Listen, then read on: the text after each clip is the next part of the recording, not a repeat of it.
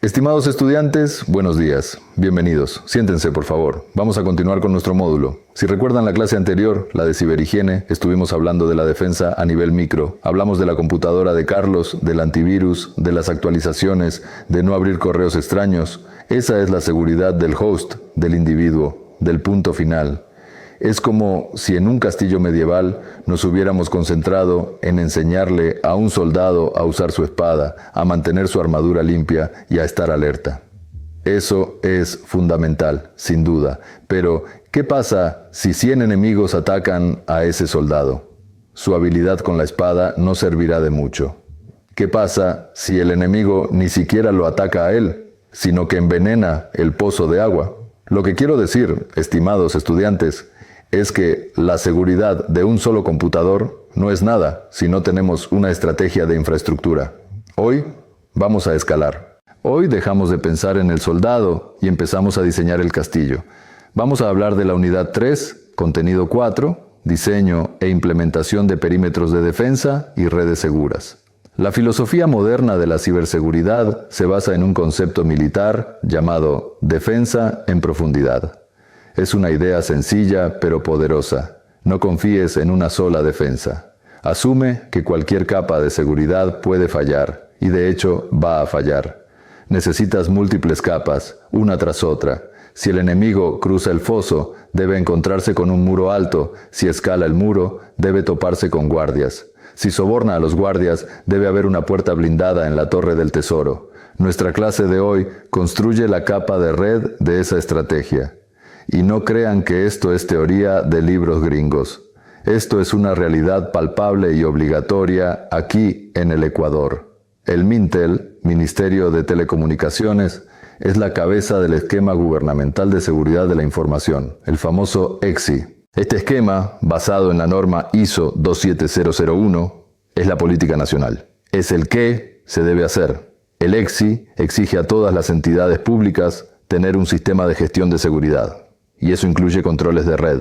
Cuando ustedes vean en el portal de compras públicas que el GAD de Otavalo, por ejemplo, está licitando la renovación del licenciamiento para sus dispositivos de seguridad perimetral Sophos XG, o cuando un informe técnico menciona que el GAD de San Cristóbal en Galápagos implementa Firewalls FortiGate.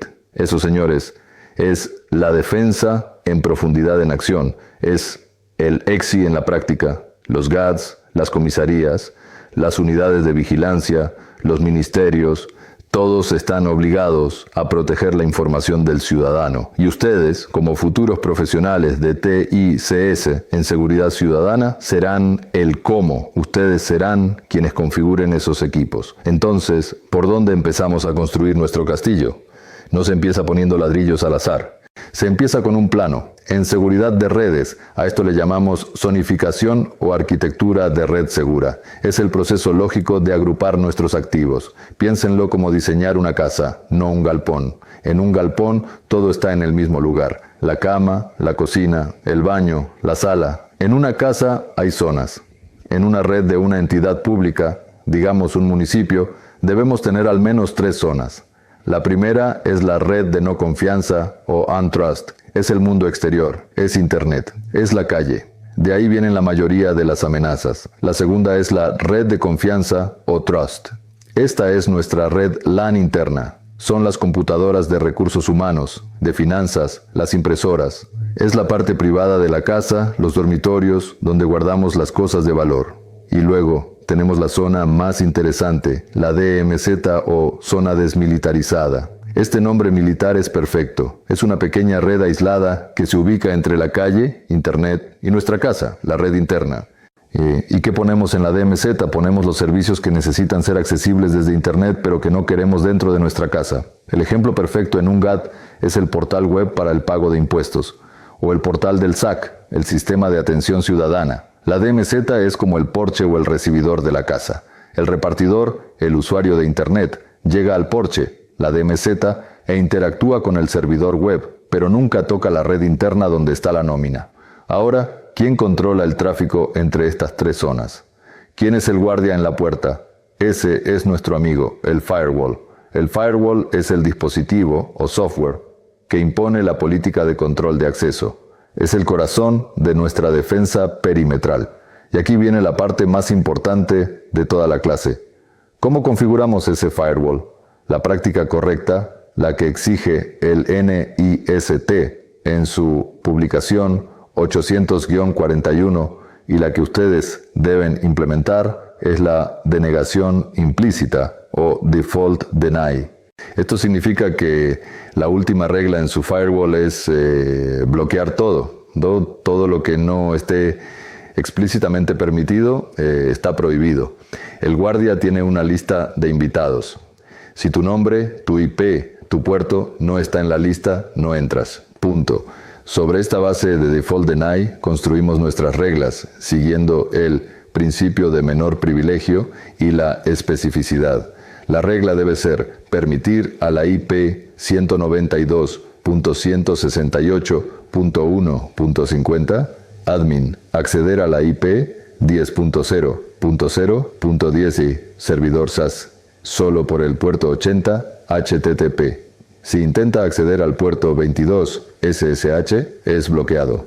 Bien, ya tenemos un guardia muy estricto en la puerta. Estamos seguros, ¿verdad? Pues no. Este es el error más común. ¿Qué pasa dentro de la red de confianza?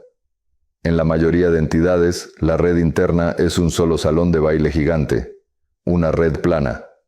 Todas las computadoras, desde finanzas hasta las cámaras IP, están en el mismo segmento de red, viéndose y hablándose entre ellas. ¿Recuerdan el incidente del ransomware que infectó la PC de Carlos y de ahí saltó al servidor? Eso se llama movimiento lateral. El atacante cruzó el perímetro y una vez adentro, un buffet libre. Aquí es donde entra la solución que habría prevenido ese desastre. La segmentación de red es la solución directa a la propagación lateral. Vamos a tomar ese salón de baile gigante y vamos a construirle paredes internas. Vamos a dividir esa red física grande en subredes lógicas más pequeñas y aisladas, usando las famosas VLANs o redes de área local virtuales.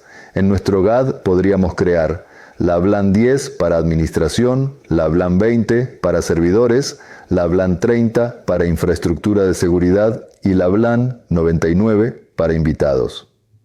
Ahora, máxima atención. Las VLANs no son seguridad. Las VLANs solo segmentan. Son las paredes de tabla roca. Para que la VLAN 10 admin pueda comunicarse con la VLAN 20 servidores, el tráfico necesita pasar por un dispositivo de capa 3, un router.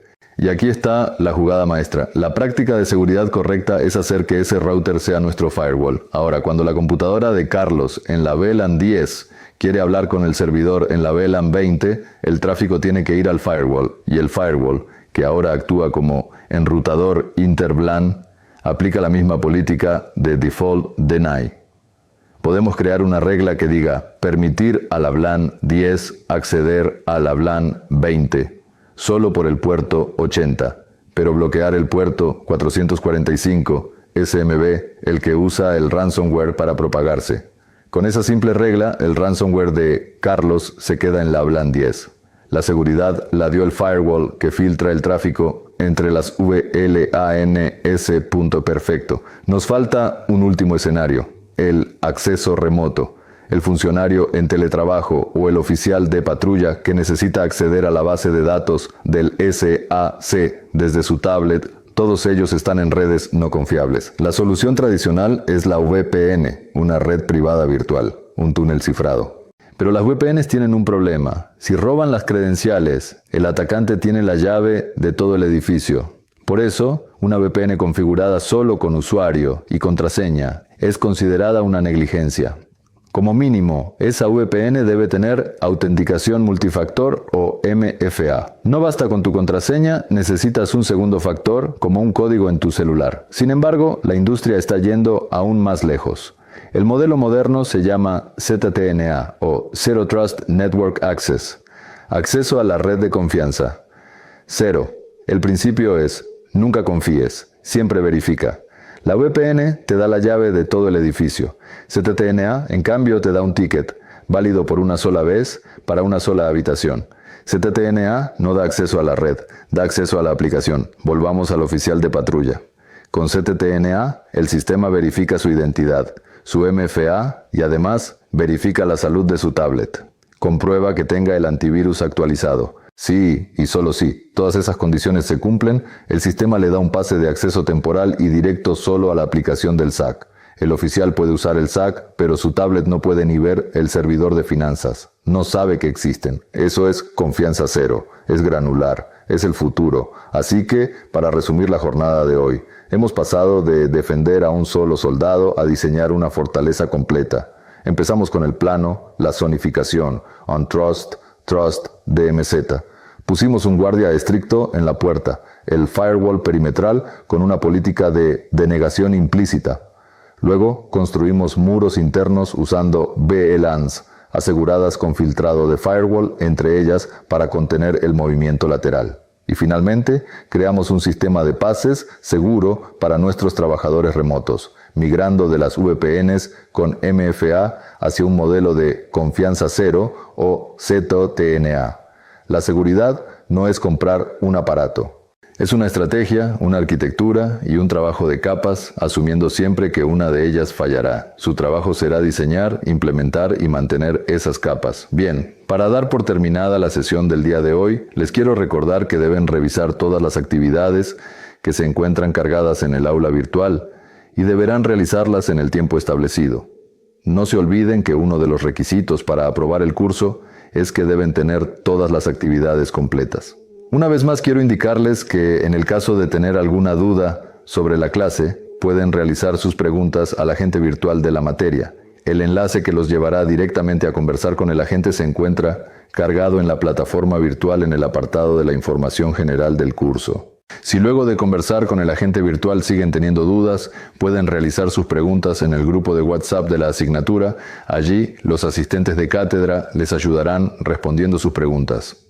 Además de eso, también tienen disponible un foro de dudas dentro del aula virtual, donde podrán dejar sus inquietudes para ser resueltas. Pasen bien, señores estudiantes, y nos vemos en la próxima clase. ITESUT, Instituto Superior Tecnológico Universitario de Transporte.